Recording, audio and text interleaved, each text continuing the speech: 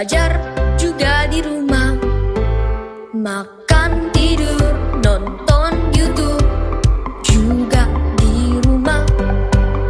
Namun aku bahagia karena Tuhan menjaga papa, mama, kakak, adik, kami sehat semua. Aku bersyukur padamu Yesus, Engkau baik, sungguh baik untuk selamanya. Aku bernyanyi, aku bersukacita, Tuhan selalu beserta walau di rumah saja.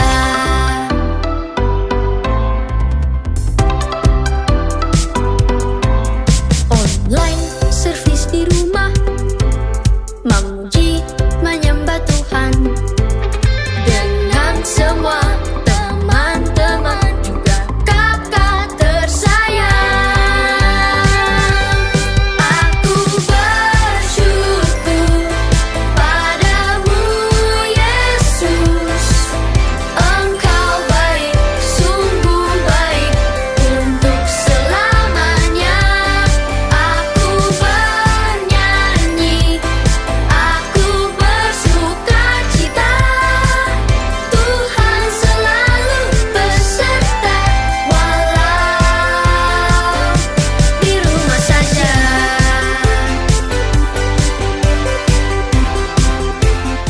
Hai adik-adik, Shalom, selamat pagi adik-adik yang di rumah. Apa kabarnya? Sehat? Luar biasa. Kakak sehat? Luar biasa, puji Tuhan. Puji Tuhan, kakak juga sehat. Iya dong. Kita kembali lagi, kita mau beribadah sama Tuhan di hari Minggu ini. Sebelumnya kita mau berdoa dulu. Mari kita posisi berdoa, kita lipat tangan kita tutup matanya. Bapa di surga yang dalam nama Tuhan Yesus kami berdoa, terima kasih untuk hari ini. Terima kasih untuk pagi hari ini, Tuhan masih berikan setiap kami kesehatan untuk kami boleh bangun Tuhan. Kami mau beribadah sama Tuhan, kami mau mengawali hari kami dengan kami mencari Tuhan terlebih dahulu. Pagi hari ini kami mau memuji nama Tuhan, kami mau membawa persembahan, pujian, korban, ucapan syukur kami yang terbaik hanya untuk Tuhan. Dan kami percaya dimanapun kami berada, ada lawatan dari Roh Kudus bagi setiap masing-masing kami. Pimpin ibadah ini Tuhan dari awal, pertengahan hingga pada akhirnya. Kami mau berantusias memuji-Mu, kami mau bertepuk tangan, kami mau mengangkat suara yang terbaik untuk meninggikan nama Tuhan. Hanya di dalam nama Tuhan Yesus kami berdoa, kami bersyukur, haleluya, amin. Kakak siap untuk memuji nama Tuhan? Siap dong, kita bawa Adik-adik yang di rumah siap? Betul, kita mau membawa persembahan yang terbaik. Mari bangkit berdiri adik-adik.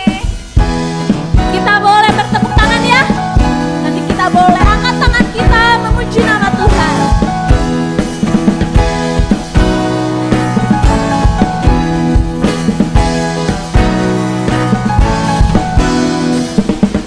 Bawa persembahanmu dalam rumah Tuhan, dengan rela hatimu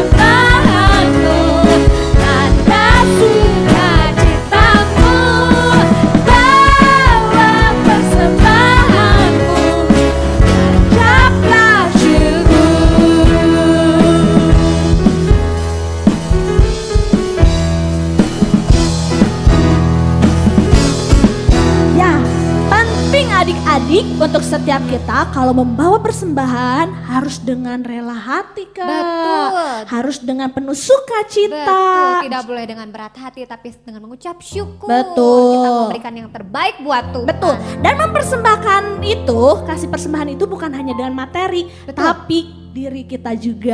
Betul, hati Yuk, kita. mari lebih semangat lagi memuji nama Tuhan.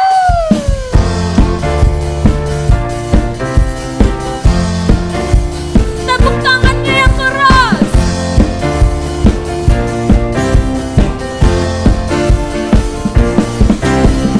Hidupku sekarang ku persembahkan di hadapan-Mu, oh Yesus Tuhan.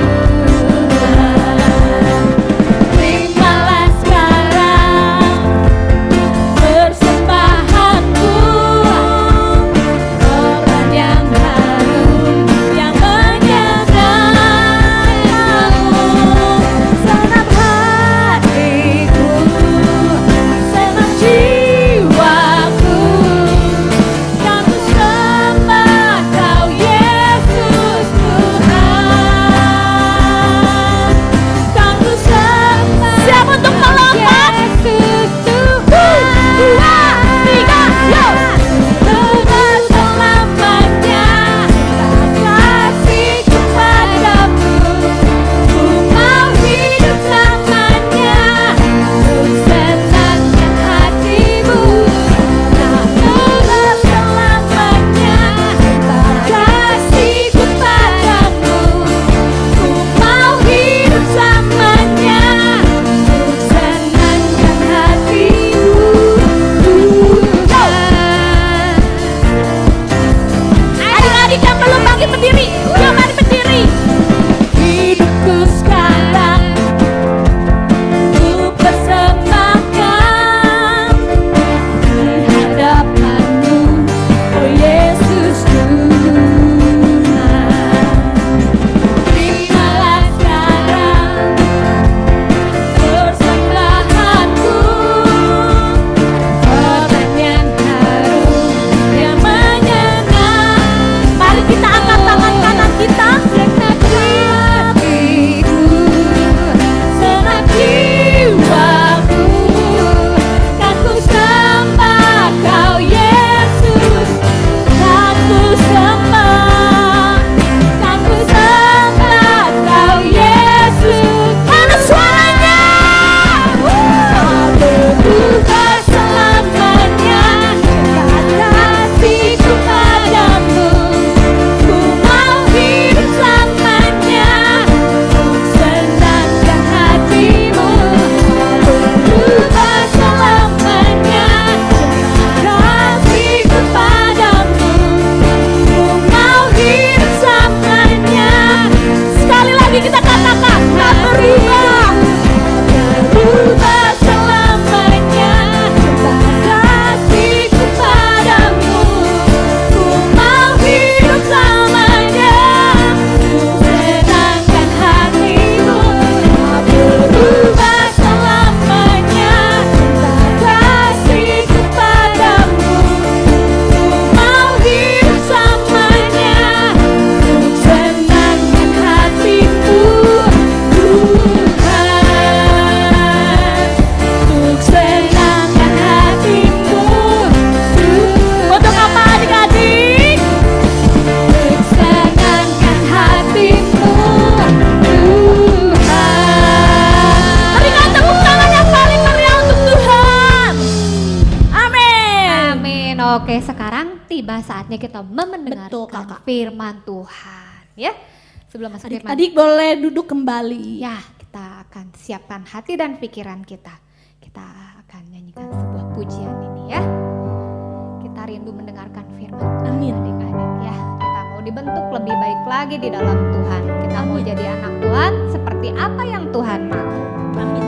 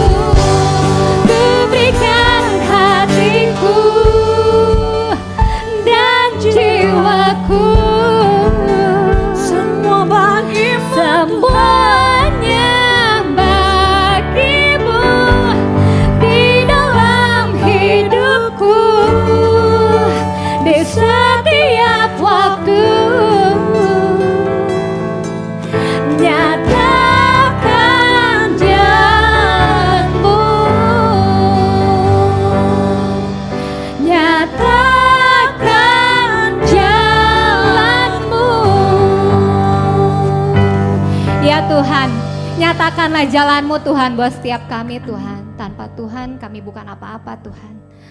Ya Tuhan, kami minta pimpinan Tuhan dalam setiap langkah hidup kami Tuhan. Kami gak mampu berbuat apa-apa kalau bukan dari kekuatan daripada Tuhan. Kami anak-anak-Mu Tuhan, kami minta hikmat Tuhan kalau sebentar kami mau mendengarkan firman Tuhan. Biarkan firman itu bertumbuh di dalam hati kami, menjadi rema buat diri kami Tuhan. Sehingga kami boleh diubah setiap hari menjadi lebih baik lagi setiap harinya Tuhan. Dan hidup kami menyenangkan hati Tuhan. Hidup kami menjadi berkat buat setiap orang di sekeliling kami Tuhan. Terima kasih Tuhan, kiranya Kau urapi setiap kami dimanapun kami berada Tuhan. Berikan kekuatan daripada Tuhan. Terima kasih ya Bapa, dan yang siap mendengarkan firman Tuhan. Kami telah berdoa dan mengucap syukur. Haleluya.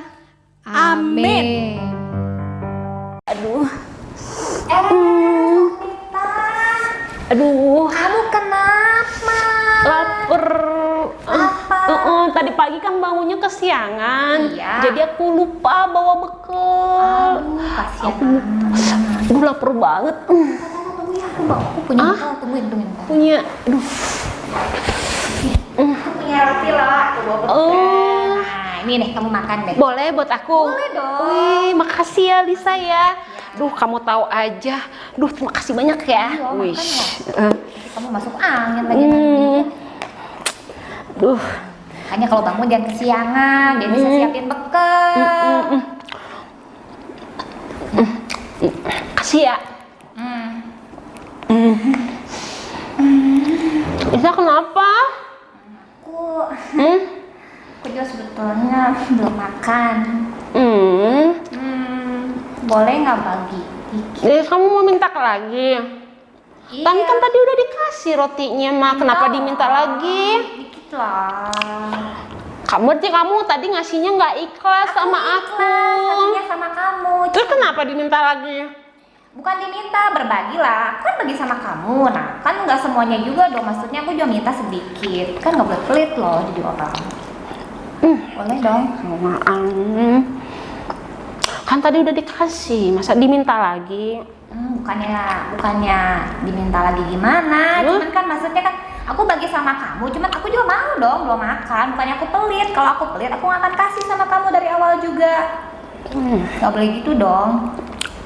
Anak Tuhan tuh harus berbagi loh. Harus berbagi. Yaudah deh, ini buat kamu satu. Tapi jangan banyak-banyak ya. Satu aja. Iya. Soalnya aku lapar. Aku minta setengahnya aja. Nggak apa-apa kan? Ya kamu Satu aja. Nggak apa-apa, aku minta segini aja. Kalau kamu lapar, makan aja semuanya. Yang penting aku bisa udah makan. Gitu ya. Makasih ya. Sama. Makasih ya. Selamat pagi adik-adik semuanya. Nah, hari ini kita kembali untuk mendengarkan firman Tuhan. Nah, adik-adik tahu tadi udah mendengarkan bagaimana tadi dua orang kakak itu sedang berbagi. Nah, adik-adik pasti juga pernah dong berbagi dengan teman-temannya. Nah, adik-adik, di dalam hidup ini kita harus mau saling berbagi, saling menolong. Di saat kita sudah ditolong oleh orang lain, kita juga harus mau menolong orang lain. Adik-adik, di dalam hidup ini tidak selamanya kita harus menolong orang lain itu dengan uang loh.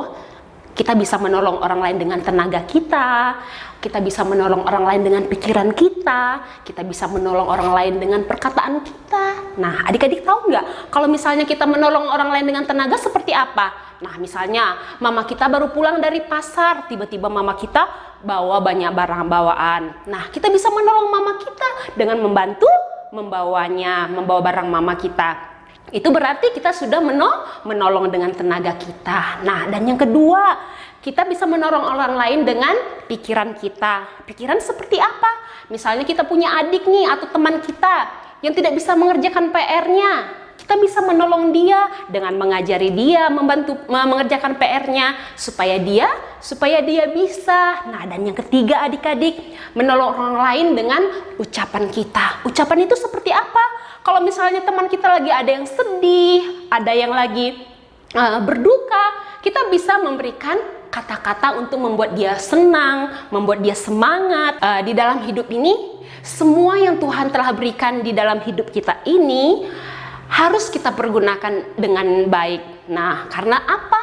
Yang semua yang kita miliki ini adalah kepunyaan Tuhan Yesus. Nah, kalau berasal dari Tuhan Yesus, kita harus mempergunakannya dengan baik. Di Alkitab juga ada loh adik-adik yang Tuhan minta supaya dia memberikan apa yang terbaik di dalam hidupnya. Adik-adik tahu nggak siapa itu?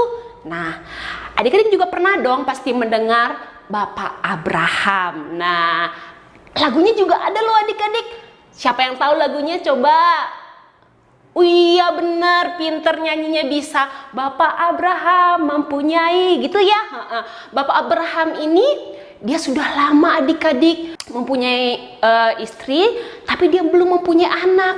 Dia walaupun dia sudah lama berumah tangga, dia sudah lama berdoa, dia sudah lama menantikannya, tapi karena ketekunannya dan ketaatannya di dalam Tuhan, akhirnya di usianya yang sudah tua, Tuhan mengabulkan doanya. Apa yang dikabulkan oleh Tuhan? Tuhan memberikan seorang anak di tengah-tengah keluarganya. Bapak Abraham begitu senang adik-adik. Karena apa? Tuhan memberikan berkat keturunan kepada keluarga Bapak Abraham. Setelah anaknya lahir, Bapak Abraham memberikan namanya siapa?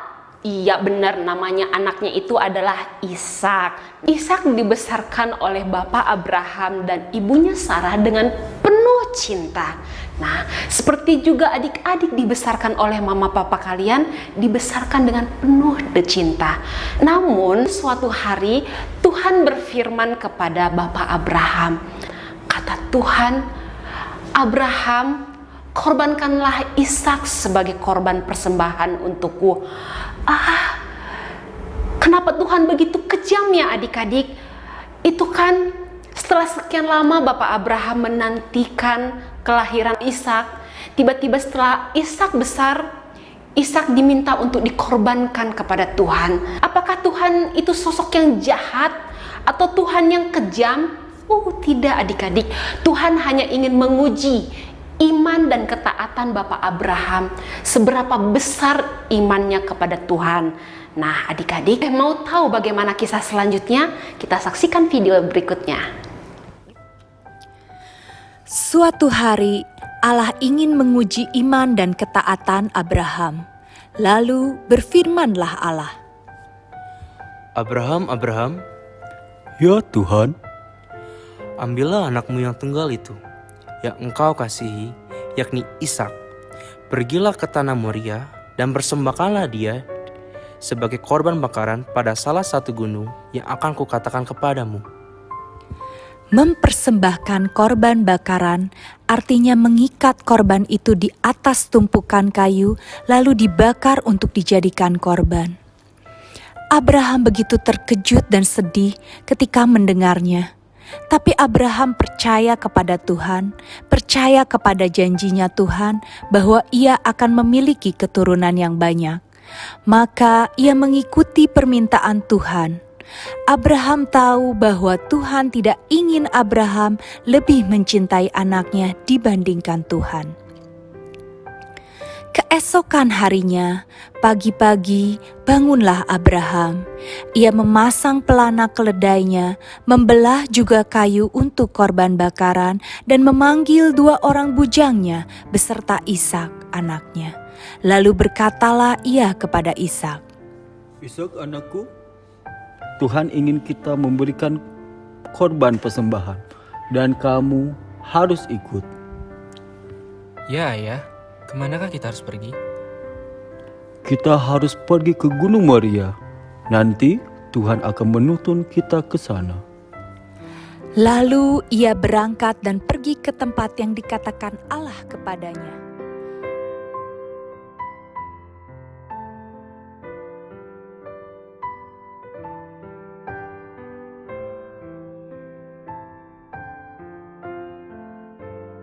Akhirnya, ketika pada hari ketiga Abraham melayangkan pandangnya, kelihatanlah kepadanya tempat itu dari jauh.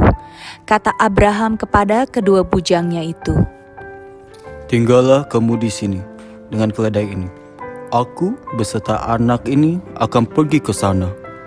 Kami akan sembahyang Sesudah itu kami kembali kepadamu. Lalu Abraham mengambil kayu untuk korban bakaran itu dan memikulkannya di atas bahu Ishak anaknya. Sedang di tangannya dibawanya api dan pisau. Demikianlah keduanya berjalan bersama-sama. Lalu berkatalah Ishak kepada Abraham ayahnya, Bapak, Ya anakku, di sini sudah ada api dan kayu, tetapi di manakah anak domba untuk korban bakaran itu? Allah yang akan menyediakan anak domba untuk korban bakaran baginya, anakku. Demikianlah keduanya berjalan bersama-sama.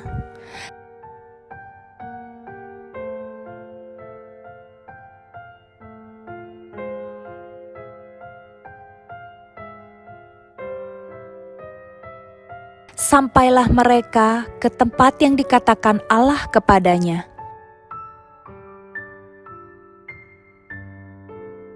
Lalu Abraham mendirikan mezbah di situ. Disusunnyalah kayu.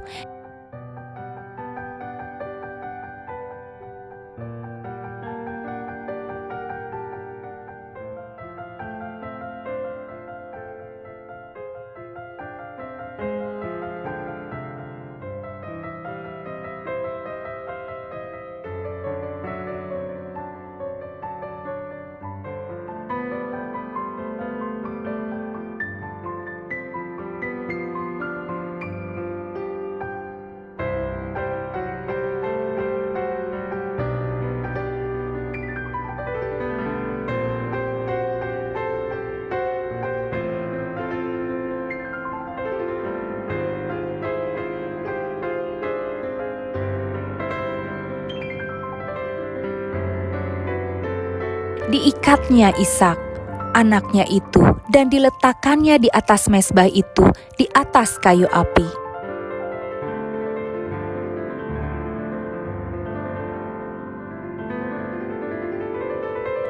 Sesudah itu, Abraham mengulurkan tangannya, lalu mengambil pisau untuk menyembelih anaknya. Tetapi berserulah malaikat Tuhan dari langit kepadanya, Abraham, Abraham, Ya Tuhan, jangan bunuh anak itu dan jangan kau apa-apakan dia. Sebab telah kutahui sekarang bahwa engkau takut akan Allah dan engkau tidak segan-segan untuk menyerahkan anakmu yang tunggal kepadaku. Lalu Abraham menoleh dan melihat seekor domba jantan di belakangnya dan tanduknya menyangkut dalam belukar.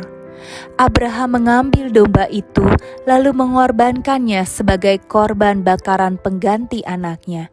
Dan Abraham menamai tempat itu Tuhan menyediakan. Sebab itu sampai sekarang dikatakan orang, di atas gunung Tuhan akan disediakan. Nah, adik-adik, kalian tidak sudah melihat kan video tadi? Ternyata Tuhan hanya menguji iman Bapak Abraham. Seberapa besar iman dan ketaatan Bapak Abraham. Maukah kita bersikap seperti Bapak Abraham yang rela menyerahkan apa yang paling berharga dalam hidup kita untuk Tuhan? Nah, adik-adik, Bapa di surga juga rela loh memberikan anaknya yang tunggal, Yesus Kristus, untuk menjadi korban tebusan bagi umat manusia. Tuhan Yesus itu adalah Allah sendiri yang rela menggantikan segala korban binatang apapun dengan nyawanya agar semua orang yang percaya kepada Tuhan Yesus bisa terbebas dari dosa dan menerima keselamatan dan berkat yang begitu melimpah. Nah, adik-adik, untuk itu jangan lupa untuk memberikan yang terbaik kepada Tuhan Yesus. Karena semua yang berasal dari Tuhan adalah milik Tuhan. Nah, adik-adik, bagaimana? Kalian sudah mau memberikan yang terbaik kepada Tuhan? Kakak harap kalian mau. Karena apa? Semua yang kita miliki ini adalah kepunyaan Tuhan. Untuk itu, jadikanlah hidup kita menjadi kemuliaan buat Tuhan Yesus. Nah, adik-adik, sekarang saatnya kita mau berdoa, lipat tangannya, tutup matanya. Tuhan Yesus, terima kasih Bapa untuk firman-Mu yang telah kami dengarkan pada pagi hari ini. Biarlah Tuhan, apa yang telah kami dengarkan bisa kami pakaikan dalam kehidupan kami. Dan kami mau belajar Tuhan menjadi anak yang taat kepada Tuhan, sehingga dari kehidupan kami nama Tuhan Yesus tetap termulia. Terima kasih Bapa untuk firman-Mu, karena di dalam nama Tuhan Yesus Kristus kami telah berdoa dan mengucap syukur. Haleluya. Amin.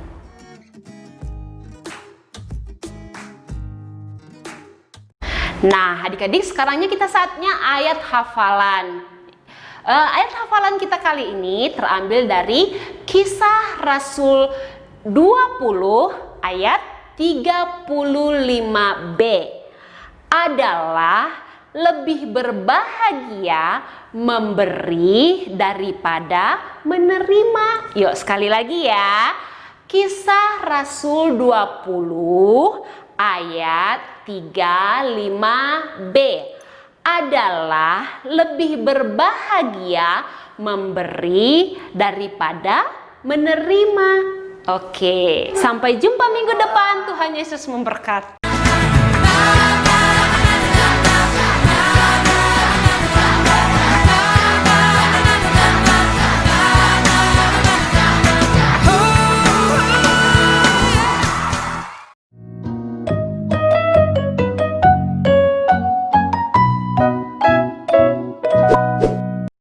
Kenapa zaman dulu Tuhan tidak berbicara kepada manusia secara langsung, tetapi hanya nabi saja? Nah, jawabannya adalah karena dosa, adik-adik. Nah, kita hidup di zaman yang berbeda, bangsa Israel dengan zamannya kita sekarang. Dulu bangsa Israel itu kita sebut dalam Alkitab kita itu mereka hidup di dalam perjanjian lama. Nah, sedangkan kita sekarang itu hidup di dalam perjanjian baru. Nah, tadi dikatakan nabi, tugasnya nabi itu apa sih di perjanjian lama? Dikatakan bahwa nabi itu adalah tugasnya menyampaikan firman Tuhan, menyampaikan apa yang menjadi perkataannya Tuhan. Nah, sedangkan kalau imam itu orang yang menjadi perantara antara manusia berdosa dengan Tuhan yang Maha Kudus. Jadi kalau misalnya kita mau mohon ampun sama Tuhan, bukan kita ya, kalau bangsa Israel mau memohon ampun sama Tuhan, dia harus lewat imam. Dia harus bawa korban persembahan, korban pengampunan dosa, itu dibawa ke imam. Nanti imam yang potong, imam kasih kepada Tuhan lewat korban bakaran. Dan setahun sekali imam besar datang menghadap Tuhan, masuk ke ruang Maha Kudus untuk datang sama Tuhan dan berdoa sama Tuhan. Nah, itu bangsa Israel, begitu ya adik-adik ya. Sedangkan kita itu hidup di zaman perjanjian baru. Nah, perjanjian lama dan perjanjian baru itu sebetulnya lagi cerita tentang Tuhan Yesus.